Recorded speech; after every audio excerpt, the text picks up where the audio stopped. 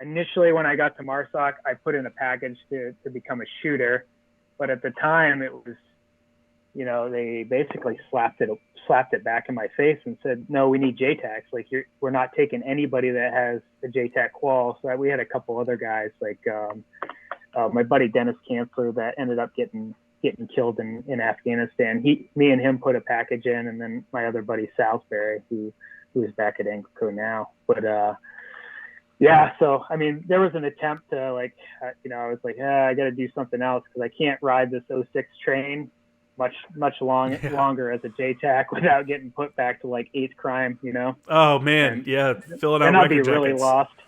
Yeah, You're sitting in a really comm lost. cage trying to sort through all the SL3 gear. How many handsets we got? 50. Count them out. Yeah. Man, that sounds miserable, doesn't it? No. When you got over there, so when you got to the fires platoon, how long were you there before you went to SOTAC? Were you there for a little bit before you went to SOTAC? Oh man, if I remember correctly, what did I get there? Man, I got there I think July of '08, and then I think I got certified as a JTAC in October. So I wasn't there very long, but yeah, I got to school pretty quick. And did you roll right into a team following, your certification?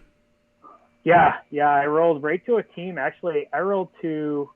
It was basically the second Fox company. So I think you interviewed Gavin. Was it Fred? Yeah, Fred Galvin. Galvin, yeah.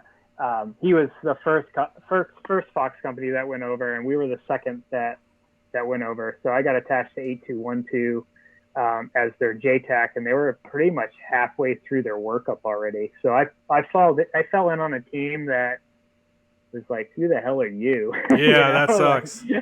Yeah, it did suck because I think initially when I fell in on the workup, I actually fell in on 8213, and then they moved me halfway through the workup to 8212 because one of their shooters became a JTAC. So they said, we'll take him, and you can go to 8212 who doesn't have a JTAC. So I ended up going to that team, building rapport, and then getting bumped to another team within the company.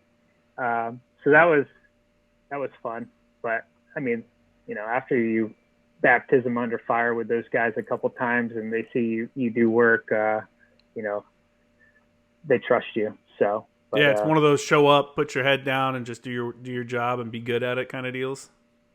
Yeah, I had to. Yeah, guys were all a lot of the initial guys at MARSOC were all prior old force dudes that, I mean, they'd been there and done that, Mm-hmm. Well, yeah, so it's time for you to earn your spot there. Yeah. Do you feel like at this point, were you ready to undertake the task that was being given to you? Because you'd done 3 deployments with Anglico.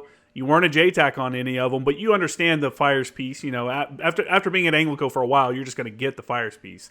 After having done these 3 deployments, now you've done SOTAC, you've done Sierra, you've done Jump, you've done all these other schools and stuff, and now you're at the fires platoon attaching to a team. Did you feel like you were ready for that?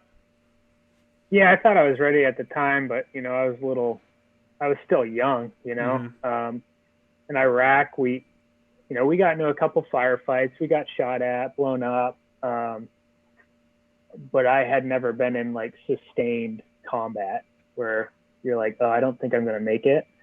So honestly, when I look back, I think the Lord prepared me for what was to come on my MARSOC deployments, because it was kind of a progression up to it where I wasn't just like, as a Lance Corporal thrown into, the Battle of Fallujah when they were going door to door in Fallujah. Like, I don't think I would have done that great in that situation, but, for whatever reason, he prepared me for what was to come by that progression. So, I felt I was ready, but again, I wanted to be in combat. I wanted to go shoot dudes in the face and drop bombs on their heads.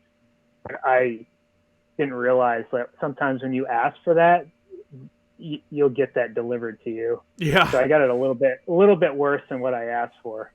Yeah. So.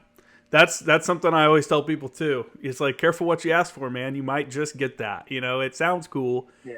And someone like you will know, like, having been in sustained firefights and stuff like that, sounds cool when you haven't done it, or you see it in a movie or whatever. And there's moments of it where it is cool, but there's a lot of moments where you're like, man, this fucking sucks. Like, man, I hope I don't fucking die right now. Like, Yeah, I had an instance like we were getting ready. I was getting ready to drop on some dudes in Afghanistan, and I was standing next to my captain. We were like in between two walls, and we're just standing there. I'm like, the plane's getting ready to come in, and then we look at each other and we're like, dude, we shouldn't be standing here. We're like in an alleyway, and right as we looked at each other and said we shouldn't be standing here, we got lit up by a machine gun.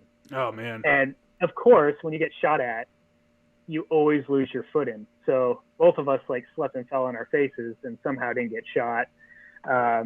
But it's times like that. It's like it can change in an instant.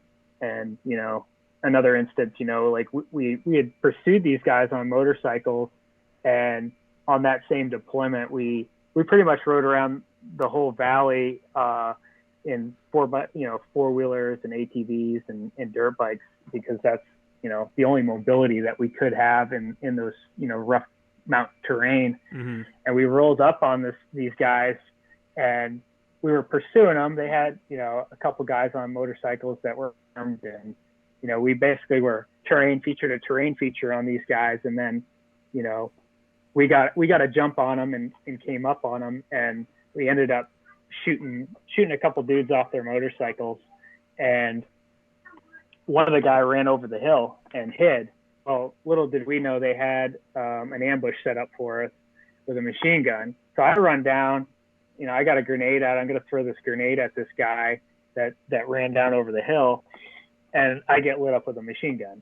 So now I have a grenade in my hand with a pin pulled, and I have, rounds exploding next to me. And I'm like, dang, dude, this sucks. So I'm running the other way uphill, trying to get away from this. Like, yeah, it could change real quick. Yeah, it's a very fluid kind of situation, huh?